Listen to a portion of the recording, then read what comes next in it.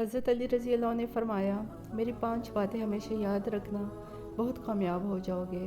پہلی بات، اللہ تعالیٰ کے سوا کبھی کسی سے کوئی امید نہ رکھنا، کیونکہ اللہ تعالیٰ کے علاوہ کوئی ذات ایسی نہیں جو تمہاری امیدوں کو پورا کر سکے۔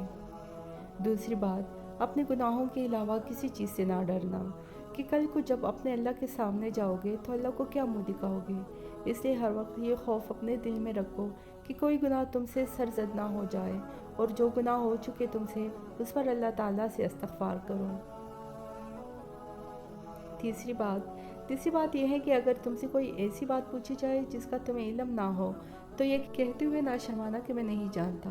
بہت سے لوگ ایسے ہیں جو کہ ایک چیز کے بارے میں نہیں جانتے پھر بھی تکے لگانا شروع کر دیتے ہیں۔ کسی دوسرے موقع پر حضرت علی رضی اللہ عنہ نے یہ فرمایا تھا، کس بات کا اقرار کر لینا کہ میں اس کے بارے میں نہیں جانتا تو یہ بھی آدھا علم ہے۔ اور چوتھی بات یہ ہے کہ جس بات کا تمہیں علم نہ ہو تو اس کے بارے میں علم حاصل کرنے کی کوشش کرو اور اس کے بارے میں پورا علم حاصل کر لو۔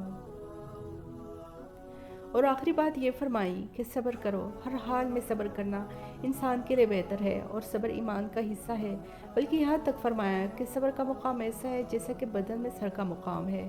معلوم ہوا کہ صبر کا مقام ایمان کے ساتھ بڑا گہرا تعلق ہے، اس لیے چاہیے کہ صبر کا دامن کبھی ہاتھ سے نہیں چھوڑنا چاہیے۔